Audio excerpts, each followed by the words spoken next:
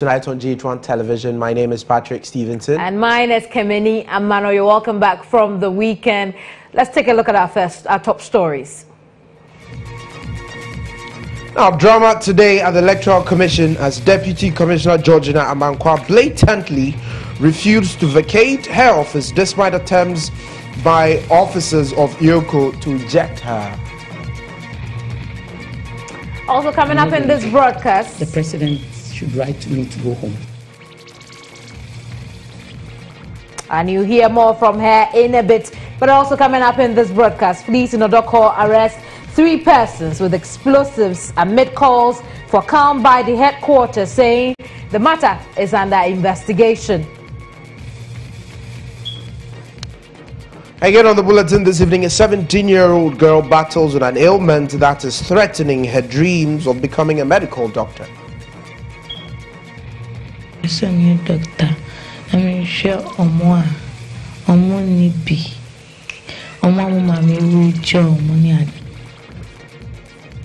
Also coming up, we'll tell you why residents of Bachona are livid over the sighting of 2 fuel stations 20 meters away from a school.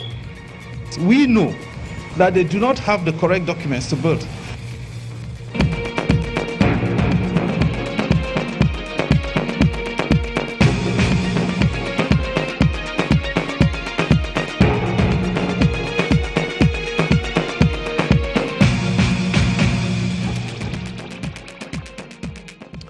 Yeah, welcome to the news again this evening. Now to our very first story. It was drama at the office of the Deputy Commissioner of the Electoral Commission, Georgina Amankwa. Now, a team of security personnel detailed from the Economic and Organized Crime Office, led by its executive director, stormed her office to force her out, but she will not budge. Now, William Evans Enkum was there and has filed the following report. I didn't want to comply with the leave because the mode of my appointment. Yeah. But later on, a lawyer who represented my lawyer, suggested that, let's comply because if anything, it's not going to take any. And knowing that I had done nothing untoward, I complied and then proceeded on leave.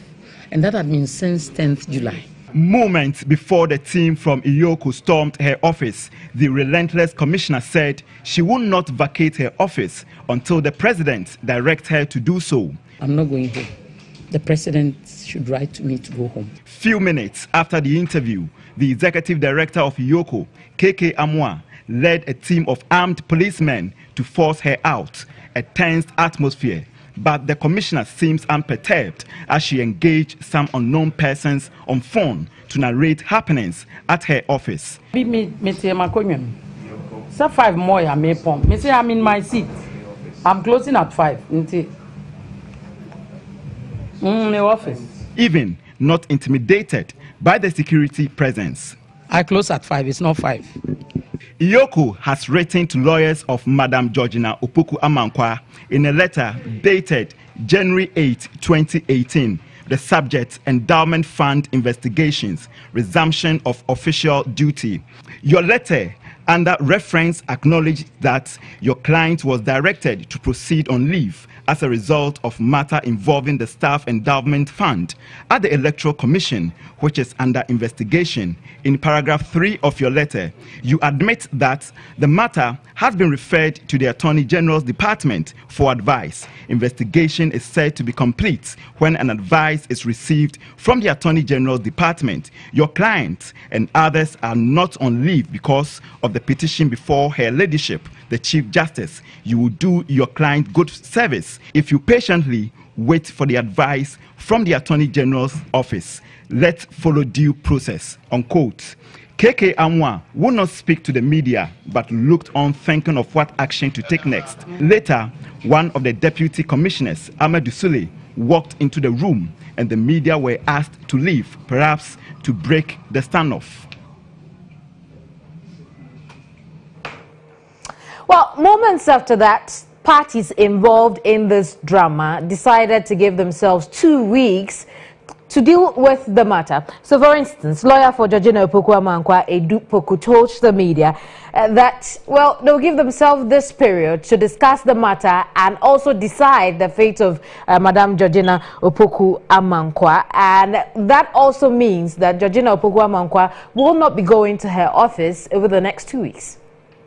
What we have agreed is that for now she would have to stay out for some time, and then after the less than 14 days, as I said, whether the daughter, the investigation report is in or not, we will still. Now, the Ghana Police Service earlier today arrested 3 persons in connection with some explosives at Odoko in Accra. The explosives, which were seized based on police intelligence, were 7 in number. Now, a statement released by the police service indicates that their investigations into the matter, they are investigating the matter together with relevant agencies and would update the public subsequently. Now, the statement also stated that anyone with information related to the case should not hesitate to contact the police.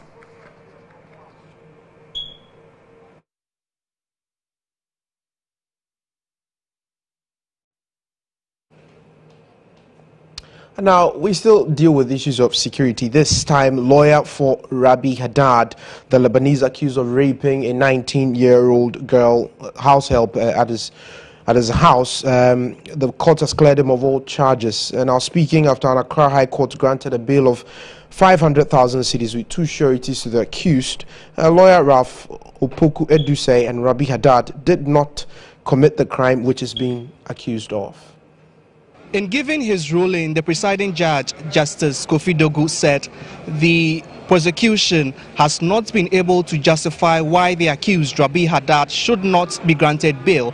According to him, the argument that he may abscond when granted bail does not wash, because Rabi Haddad has been in the country for 10 years and there is the possibility that he will make himself available whenever needed for investigation. Also, the judge said the prosecution is now gathering evidence to pin him down with a charge of assault or rape. Hence, there is not enough grounds to allow him be in police custody for that long while investigation is still at its early stages. Now, at the end of the ruling, wife of Rabi Haddad was all smiles. She was happy that finally what they wanted has been granted by the court. And her lawyer, Ralph Opoku, shared some words with the media. Here's a case that we believe that the man is innocent. So whatever it is, the bail conditions set, we are sure that we can meet them. And it's not the bail that we are just looking at. We are looking at defending the man and seeking his acquittal and discharge in this rape allegation. So it doesn't end here. So we are prepared to meet the bail conditions. Well, now we're putting in efforts to raise lawyer for the victim, Marietta Brew, appear upon over the telephone and bring you further developments on that story. In the meantime, however, let's talk about the parliamentary probe into events leading up to the Millennium Excellence Foundation Millennium Excellence Foundation held Ghana Expatriate Business Awards. Now, the foundation has once again insisted access to President Akufo-Addo during the event or after was not sold to the highest bidder, taking the turn at the 5-member ad hoc committee investigating the matter. Chairman of the foundation, Victor Beho, and the foundation's president, Shemorton, each shred into pieces the evidence presented to the committee by the minority.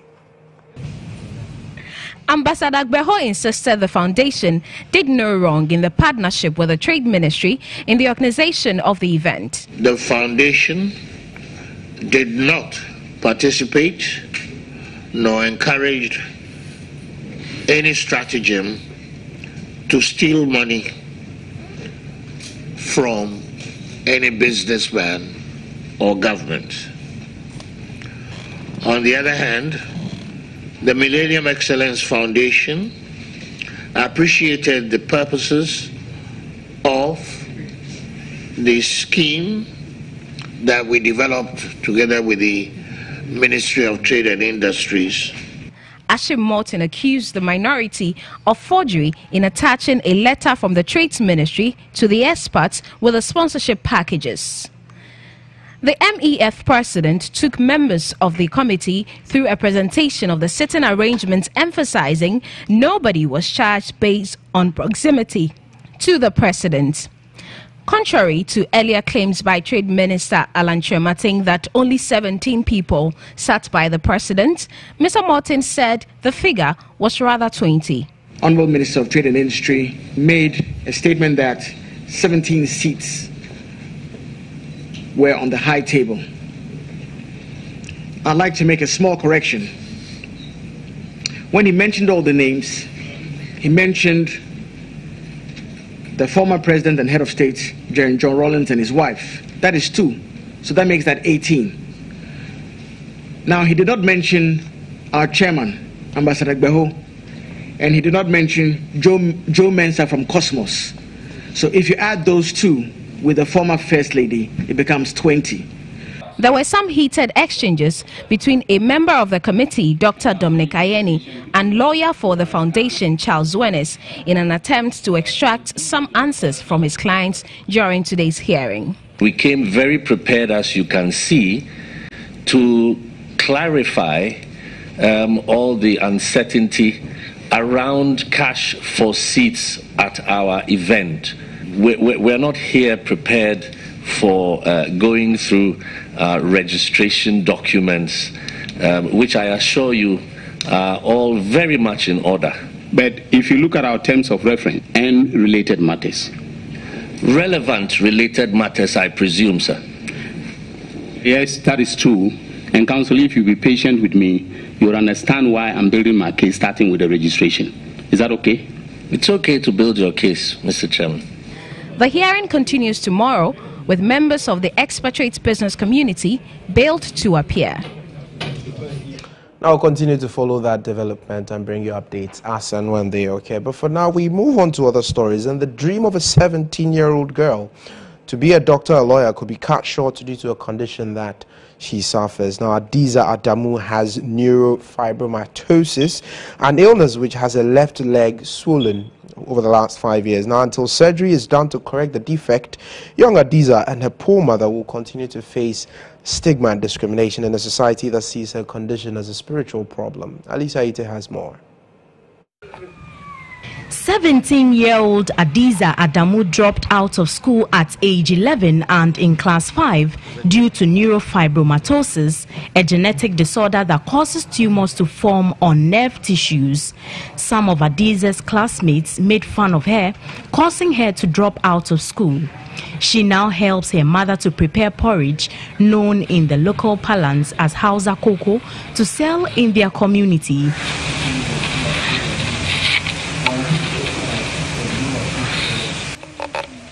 Abandoned by almost everybody, Adiza, after helping with the chores at home, plays around with her younger siblings who, unlike strangers, welcome her in spite of her condition. She tells me the condition has left her in so much pain as it is difficult to stand on her feet for long. So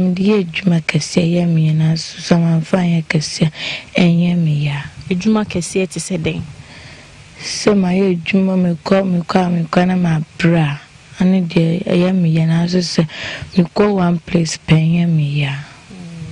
Adiza's biggest dream growing up was to become a doctor or lawyer, but it seems that is being cut short by the genetic condition neurofibromatosis. I'm personally a doctor. I mean share omo ni bi. Mama mami we jo money adie me pesa me doctor na me hwe sankla ni bi nyanu mi ko school na em semi sumi ko school ni bi ko tu nya school anka obe ko pa chaini Hajara Zakari, Adiza's mother, tells me she noticed her daughter had a problem with her leg when she was about 7 years old. She, however, did not send her to the hospital, but took her to a herbalist who directed that they wait till the girl grows before starting any treatment, and that is what caused the swelling of the leg to become bigger. Because sometimes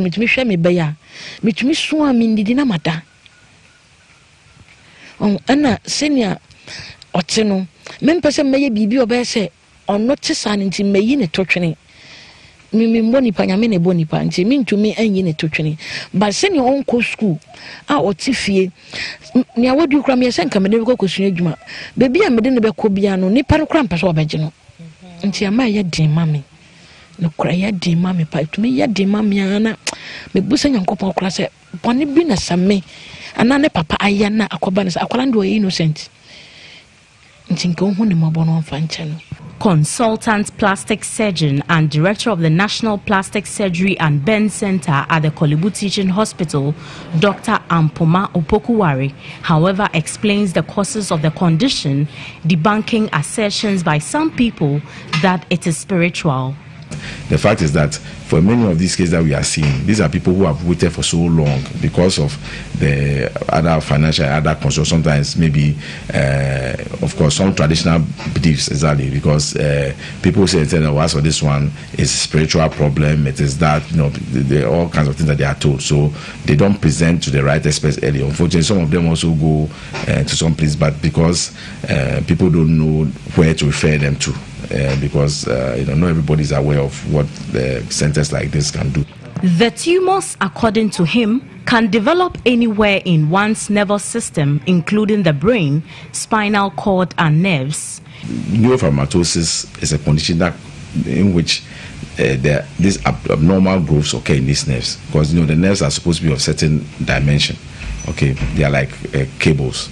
Okay, and unfortunately, some elements in these nerves start growing abnormally, so they start forming swellings, which sometimes become nodules, like lumps, okay, that you feel.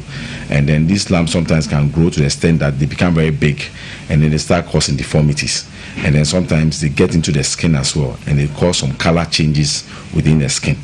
Okay, so that's what neurofibromatosis is. Neurofibromatosis is not curable, but according to Dr. Opokuwari Ampoma, when reported and diagnosed early, the growing tumors can be controlled for the tumors not to grow bigger. So it is not something that has a cure as such, okay, but it is controlled.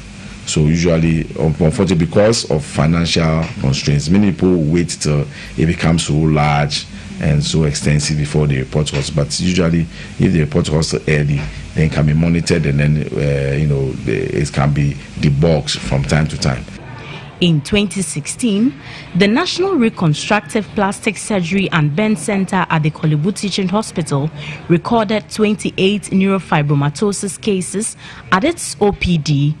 17-year-old Adiza now needs 15,000 Ghana cedis to undergo surgery to correct the defect on her left leg for her to be able to go back to school, and her plea is for benevolent individuals and institutions to support her in this regard.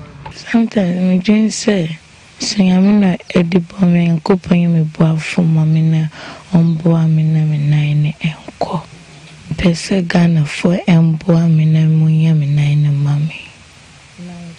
Into me nko school." Until she receives help, she will remain a school dropout, with her dream of being a lawyer or doctor cut short. Alice Aite, GHOne News. Well, our doors are open to accept any donations for the 17-year-old girl. Now, away from that, let's talk about the University of Ghana Medical Center, because as the facility readies to begin operations, disagreements over the legitimate manager of the facility linger. The Health Ministry says it is resolute to oversee the operations of the center, but acting CEO of the University of Ghana Medical Center, Professor Aaron Lawson, also says that the university will not cede management of the newly built hospital to the Health Ministry as ordered by the president. Additionally, the Public Relations Officer of the Health Ministry, Robert Kujo, says the recruitment of some 13,000 staff for the facility by the university may pose huge challenges to the health sector, as attempts to privatize operations of the facility will not benefit the taxpayer.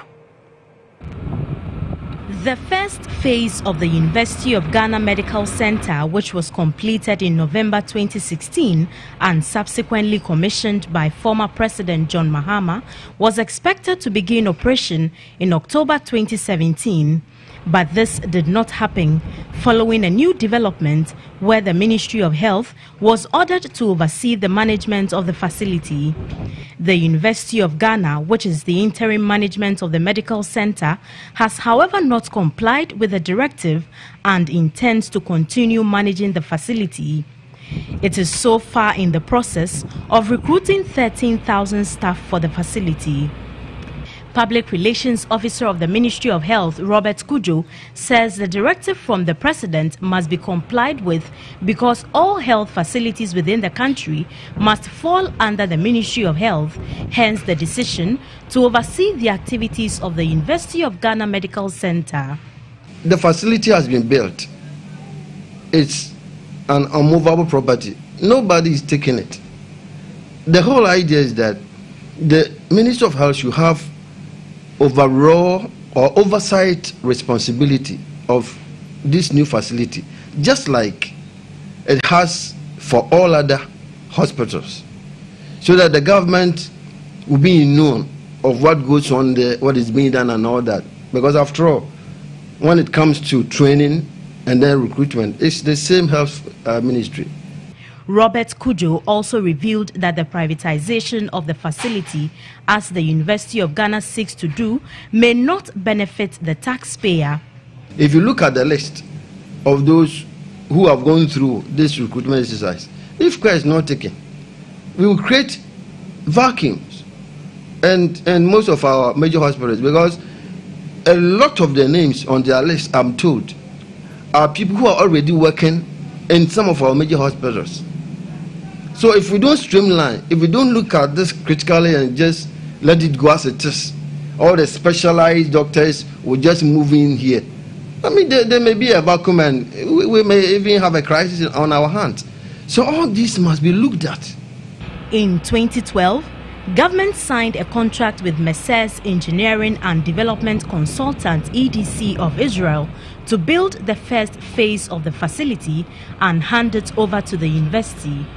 The university designated 400 acres of land for the entire project.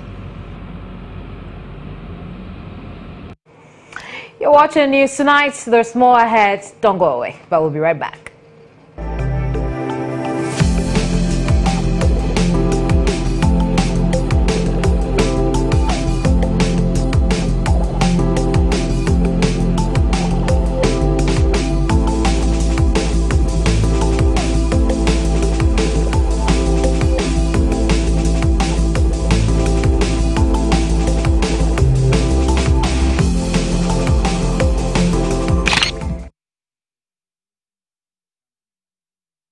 Jame, therefore, ma yawo hoyi brings you. Na fe yemu so mo kwan. Say the therefore say no. Wada wo ma manento nana say nsu asem de mo ha na okra ye ba no ye de nsu ba. Ah! Adai. Se waba efie. Ah, wa say yen yema mu nsu nom no. Wo so di nsu ba.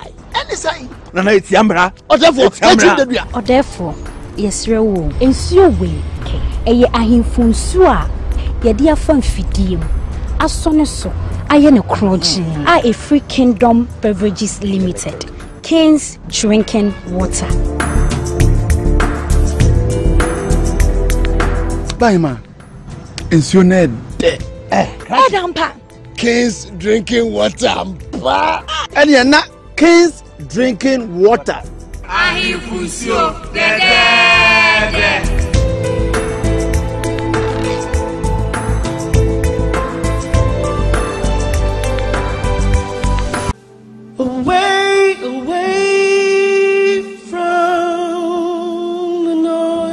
Wake up to the sweet sound of worship as the servant of God ushers us into his throne of grace. Don't stay focused on what happened yesterday. God is saying something better is coming. For when challenges strike, the Lord is our refuge. Therefore, let's start our day by seeking him first and committing our all into his hands. When we carry around bitterness, unforgiveness, guilty, angry at our neighbor, you may not realize it, but that's stinking up your life. Join Joel Austin 5 to 5:30 a.m. from Monday to Friday and let the word put a bounce in your step. I'll never be the same.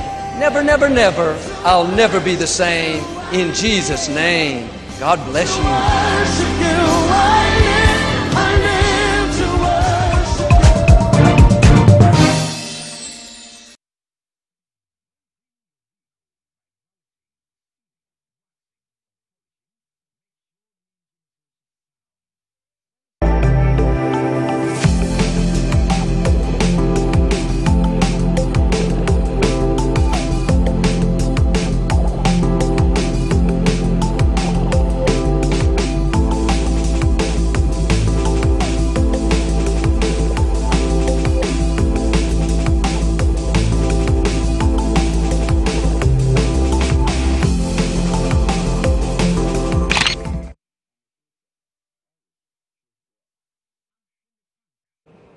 Welcome back to News Tonight here on GHOne Television. Insight is up next.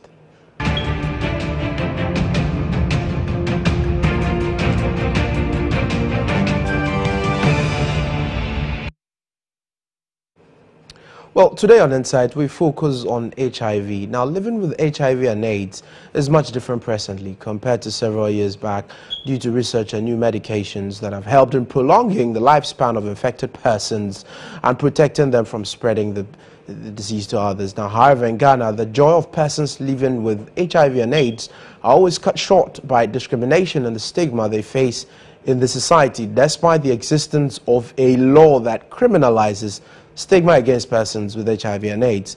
Now, in the following report, Ali Zaite tells the story of a 43-year-old woman who has lived with HIV since 1999 and explores how stigma in the Ghanaian society continues to be a huge challenge for many others, which accounts currently for about 59% of infected persons not going for their antiretroviral drugs. 43-year-old Sapoma, not her real name, wants to remain anonymous because stigma against HIV and AIDS patients is as palpable as a pimple on one's face. She has been living with the infection for 18 years, and despite all the HIV and AIDS campaigns that ran for years on television, radio and print, nothing has changed with regards to stigmatization.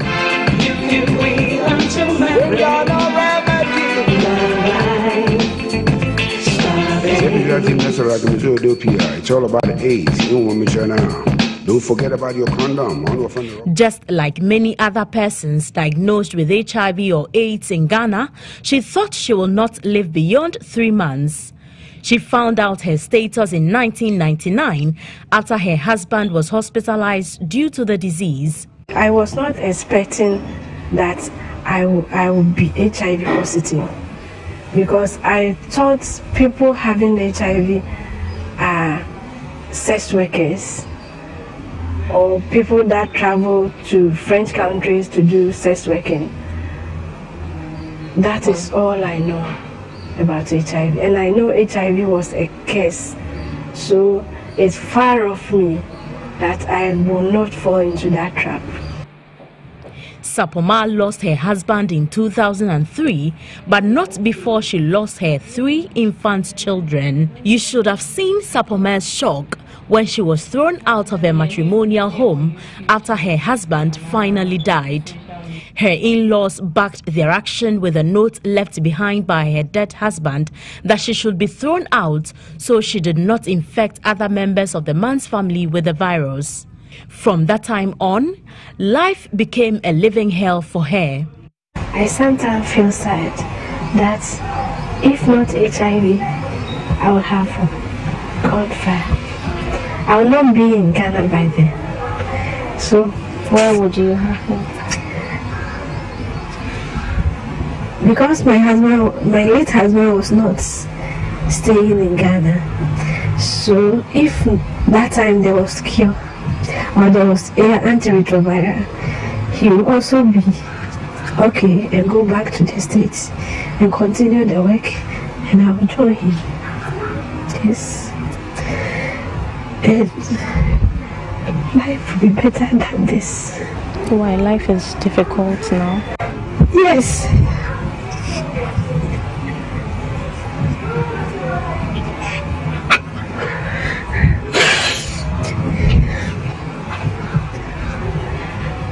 Taking medicine is not easy. Whether you like it or not, whether you are sick or you are not sick, you have to take your medicine. Just to suppress the virus down, for you to help, to have life, to be strong all the time and work. Because if you stop taking the medicine,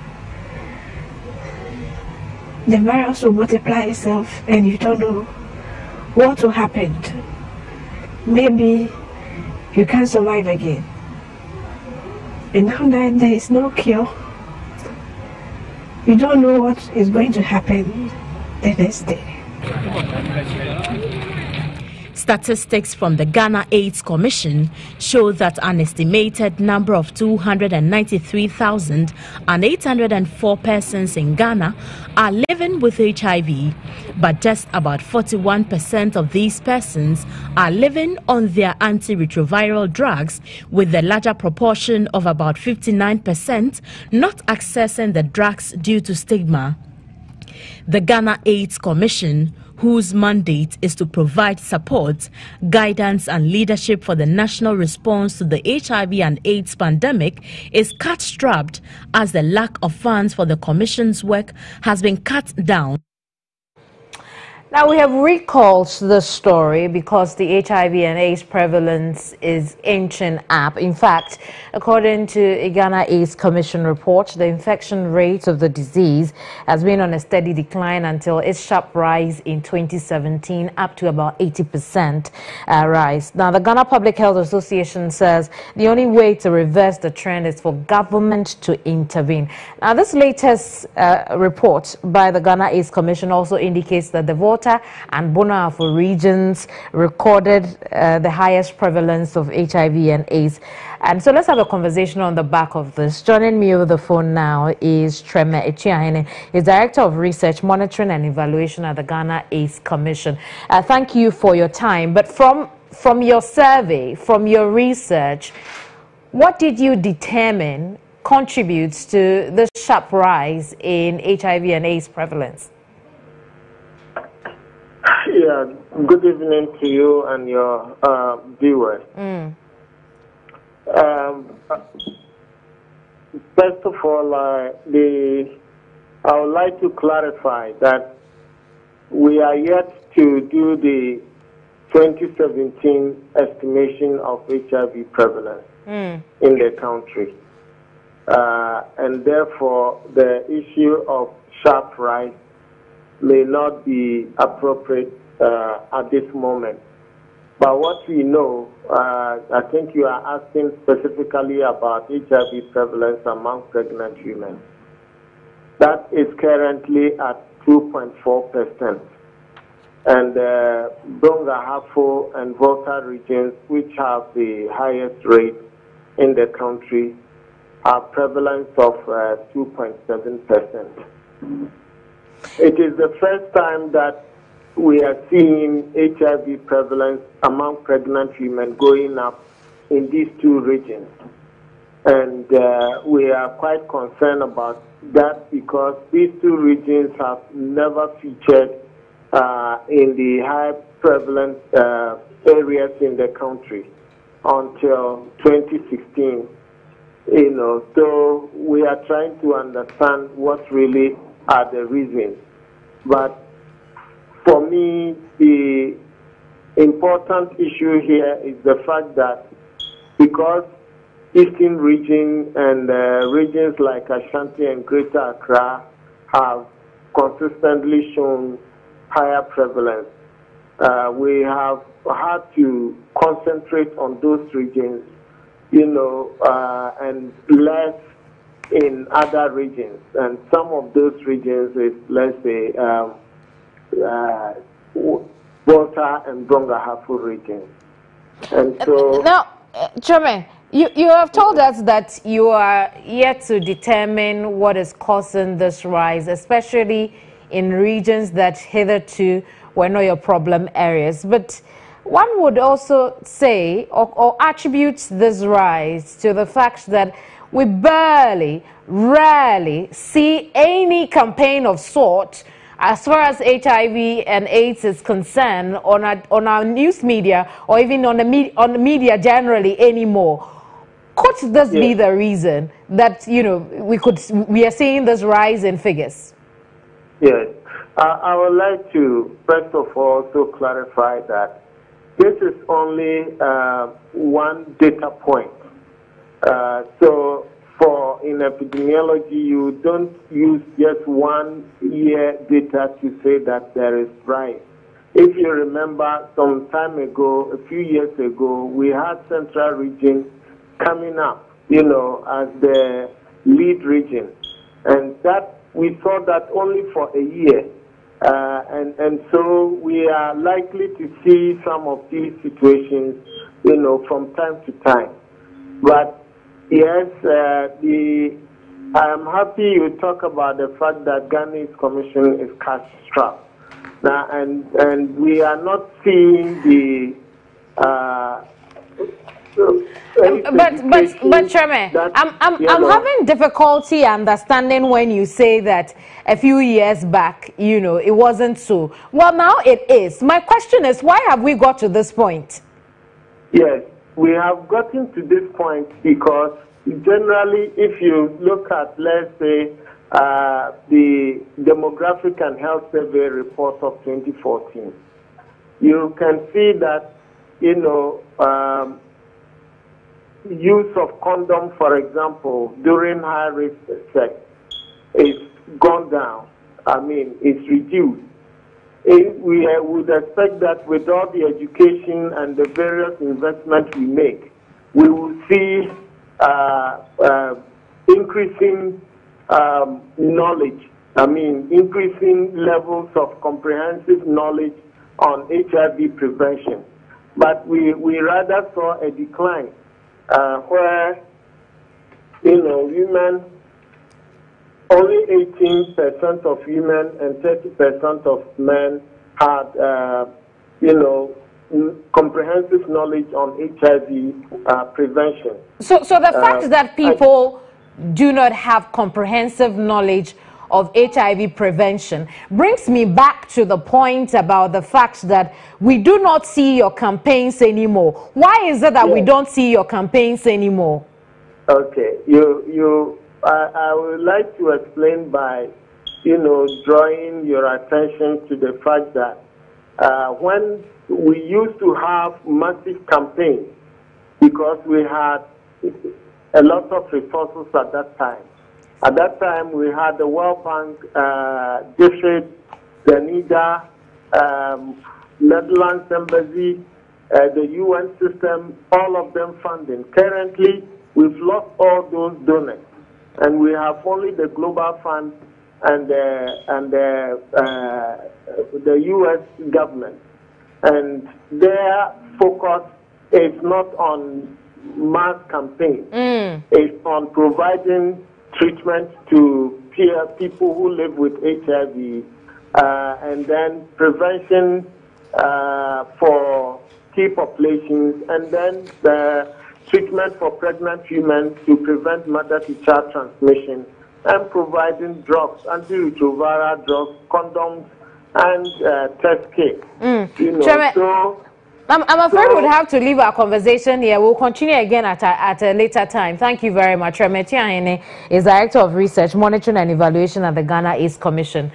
They don't have money to run campaigns, so the knowledge level is coming down. Well, that for me is from a pure research point, is quite worrying as well. But, you know, we'll get to those conversations later. We've been asking you questions on our social media handles, specifically Twitter, about this particular development. HIV and AIDS cases record sharp rise in 2017, with prevalence rate steadily at 80%. What may have contributed to this? Well, 22% of you believe that there's a decline in the media campaign. Obviously, that has been acknowledged by Mr. Chairman Tuahene. Then 13% believe this is same-sex relations contributing, rather interestingly, to the rather sharp rise we have seen in the prevalence rate of HIV/AIDS. And 65% say unprotected sex. So, by and large, I think majority of Ghanaians believe, if you look at the first and the third factors, I mean, you have 18 in one, 13 in one instance, you have 65 in another. That's taking you nearly something of 80%, right? And so that clearly suggests that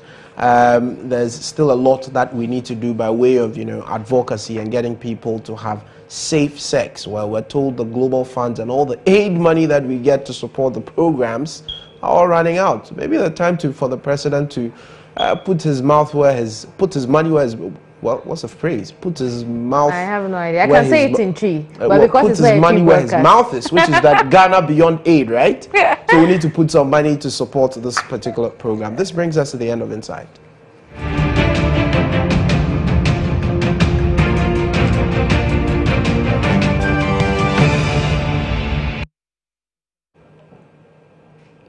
Well, we'll continue with other stories you have on the bulletin. Our residents of Community 17 Bachuna are threatening to demonstrate against construction of 2 new fuel stations in the heart of the community for fear of an explosion in the wake of recent ones that have killed many. Now, this follows a futile petition to the presidency and several other reports to authorities to help halt the construction of the fuel stations. The fuel pumps are being sited directly opposite the Excel Community School with over 400 pupils and also at the heart of the community. There's more on the report.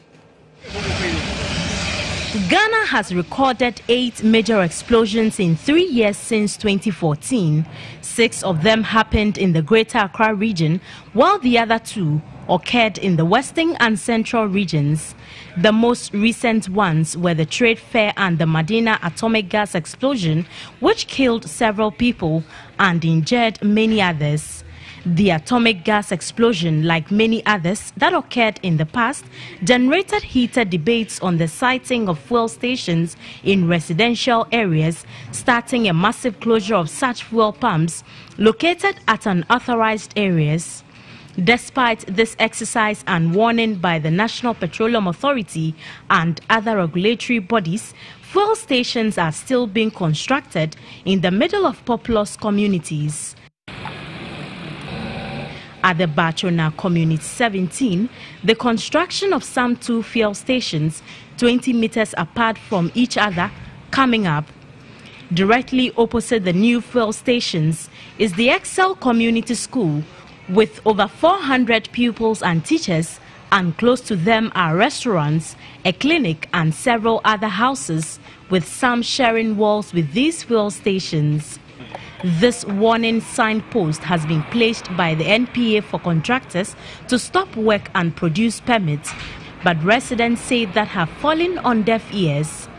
The management of the Excel Community School are not happy about the siting of the 2 fuel stations and want the authorities to act urgently to help save lives and property. We know that they do not have the correct documents to build, but somehow they are doing that with the tacit approval of some unseen hands.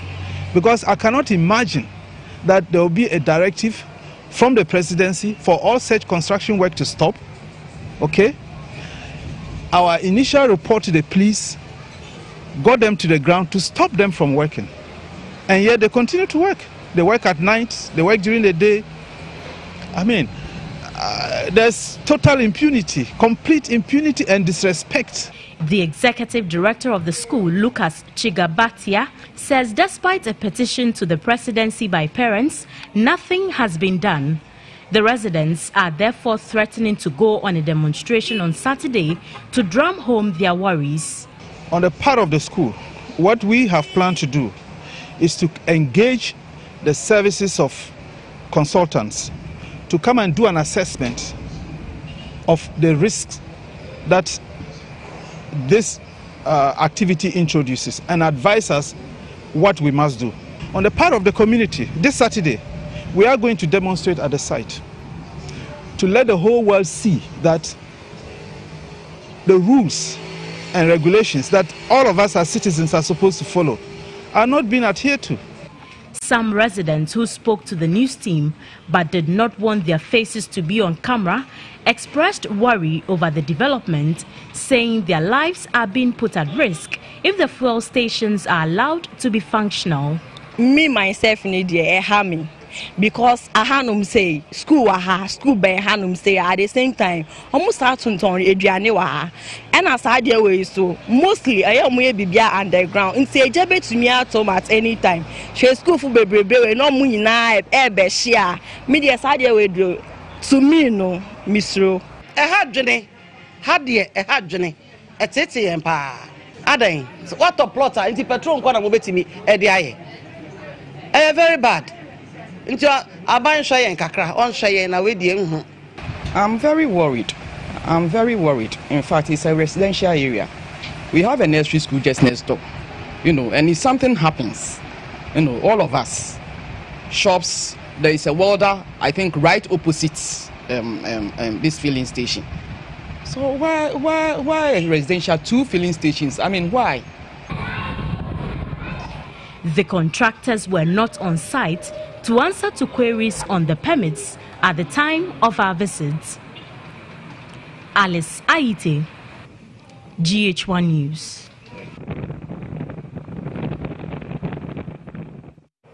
And it doesn't look like the business of citation of fuel stations is going to go away, is it? Citizen class action will stop it if they don't want it in their neighborhood. Maybe that's just going to work. Be a citizen, don't be a spectator. I'm sure that's what the people of Bachona are saying. But in the meantime, Kweku Timeng is on the sidelines with business and development in the economy. Kweku, good news.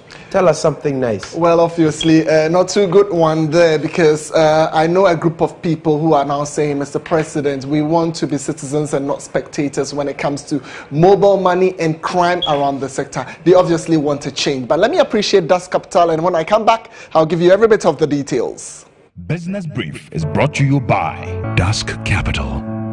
We see a millionaire in you. We're looking for you, the next millionaire. We know of your stressful routine.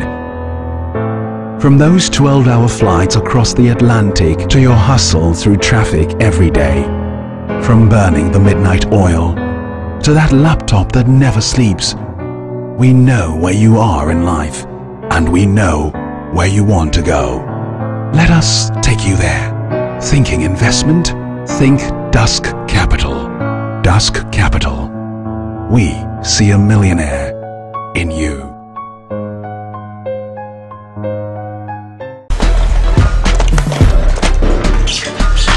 Henry, what is wrong with you and your laptop? It is not working. Hey. What at all is going on in this house? Your son's laptop is not working and my phone. Me kai me mo fabrim na me ma me de me ko Freddy's corner enti ene eye manager se me di Freddy's corner ho adanse a kire mabusia na ade ba ko a me kai wo Freddy's corner eye se de wo siti wonim ejeji wo customers.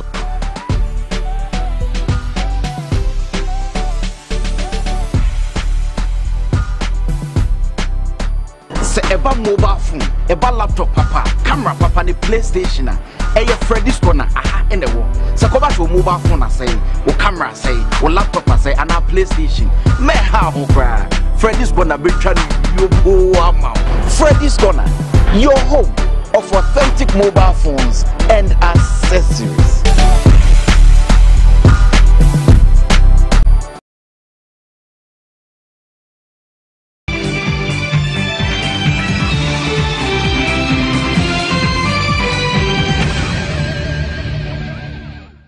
Well, ready for business now, and my name is Quick Kutimin. Here, robbery attacks at a mobile money joints appear to rise, at least here in Accra. Now, both merchants and subscribers fall prey to fraudsters who trick them for their money. The lax security systems of mobile money transactions and merchants' shops created fertile grounds for such attacks to happen. Well, in the following report, my colleague Dela Michelle chronicles stories of victims who have lost their money through fraud or robbery attacks.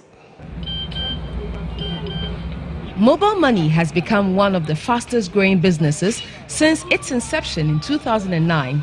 The platform records over 6.2 million active users, creating jobs for more than 72,000 active agents nationwide.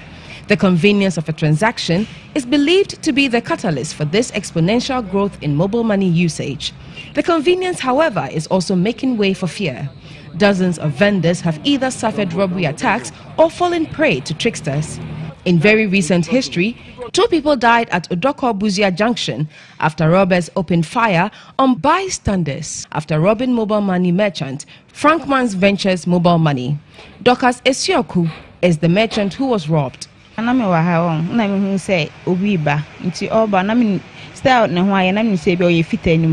Inti oba na mbisa mpacho be den onkasa na me say the style no why bata no so onye fita ndie be obodan funti oba na odu ha se no mbisa so be den still onkasa na obie mi gate no bon o start so o ma so ebie na me say mpacho ye den no inti obie no ye mu hye na metiem po no de nsa ba ko no baaye na obie ye nti ne nsa ba ko no de kan na okura tuo inti mi hutu na me yem hye na metiem Jesus inti eno mi ra bi wa ha sei no aba na o si dokas ade na wotim inti wura mu so obehwa ade kono na papa ne ma won ne shoot inti ndo mi ra na wantwe no kranka etuo ne kan no afa ndo mi ra no so kwatena ase na oba me so inside o say me ye di me kan wan we na me say me ka me pa chopo na o shootu ye bob no say me san kasa bi ma obe shootu mi ankasa inti me nda ho na me da ho eno mo fa me bag no na mo say scanning na agu into o say scan agu me bag na enyama wo mti ankom no train drawer ba ko na do ko ba me da from me sorry and me sorry answer me who say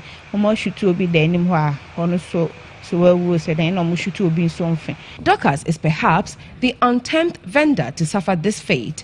There is no indication she will be the last, a thought that bothers her boss, Frank Safo Mensah. He plans on increasing security. Henceforth, at least we try and close early, and we make sure that every time our door is secured, and we are going to improve with our security, this burglar-proof thing, so that no one can easily come into it and do whatever the person he or she likes. Accra Regional Police Public Relations Officer ASP Efiatenga says the issue with mobile money operations has become a challenge. She also assured the police has taken steps to involve major regulatory bodies as well as the telecommunication networks to find permanent solutions. You sometimes find some of them displaying monies carelessly. I remember I saw one who had just drawn money from the packet and, counting. When you do this, if the person is not even a criminal, the person sees that, the person would want to take it. So we advise that we should be careful the way we handle money.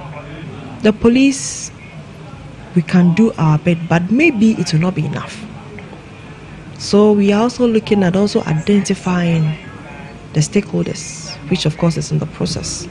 We all sit down and find out how best we can all tackle the issue. Maybe when we all go into a meeting, it will yield some profitable results. That is what we expect.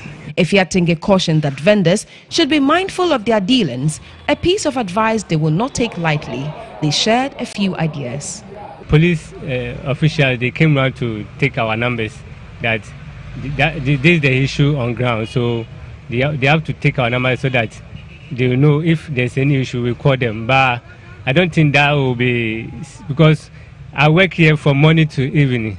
So by that time, who am I going to call? I can't call anybody that there's a problem at hand. Formally, I don't close early, but because of those incidents, I used to close early now. And I check to the time which people are not like which people are around, I close that time. Actually, for me like this, normally I don't pass one route when I'm going home. I pass different routes when I'm going home.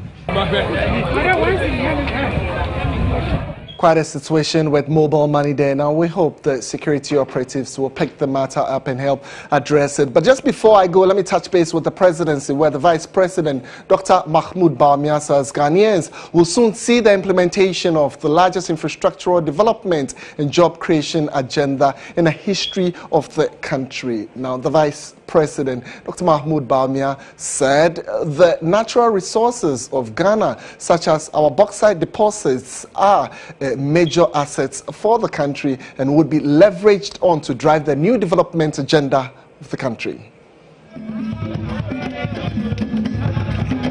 The Vice President observed that in raw form, Ghana's bauxite deposits is worth $50 billion.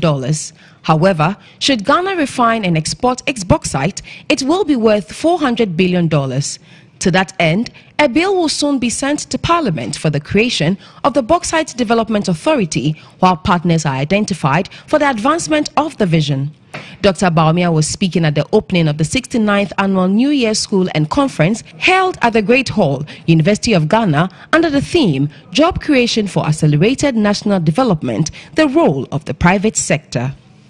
We are going to insist on a transparent accounting for our natural resources. If you look at our natural resources, we have an abundance, but we need to change our financing model for our development. For the most part, it's one way. We are borrowing. But we have these natural resources which we could leverage. And we have to leverage these natural resources. If I have 400 billion of bauxite sitting in the ground and I'm looking for 10 billion, I should be able to structure a financing deal which gives me the 10 billion to do what we want to do. All right, so that's all we have for you in Business Tonight. My name is Quick Kutamin. Thanks to Dusk Capital. We still have more stories coming through in a while. Do stay. Business Brief was brought to you by Dusk Capital. We see a millionaire in you.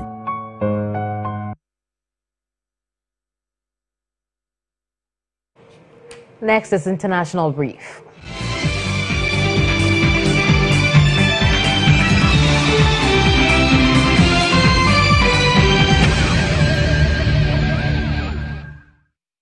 The world was shocked on November 8, 2016 when Donald Trump was elected the 45th U.S. president, beating former U.S. Secretary of State and former First Lady Hillary Clinton. His reign as president can best be described by two words: dramatic and eventful. But people around the world have been sharing what they think best describes President Trump's first year. Look. Crazy. He's crazy. Forceful. Overweight. Energetic. Ambitious. Worst. Best president ever.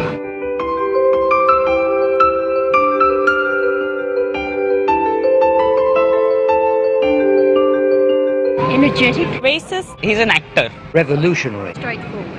Задумчивость. Disgusting. Comical. Silly. Hair. His haircut. I've got no hair, so that's why I like his hair. Bad hair. He's a good leader, I would like to say that. He's correct in many ways. He don't respect ladies or any girls. Мне ничего в нем не нравится. I think he's very good at just distracting people's attention. He has his priorities straight. All his deeds are negative and reflecting bad images for the Americans themselves. He's a man of his words. O que eu menos gosto dele é essa questão dele achar que o poder é todo concentrado. I think he's very good. He backed out from the Paris. And that video footage you saw that was coming from the BBC that sampled the views and expressions of people regarding the first year of President Donald Trump. But we do other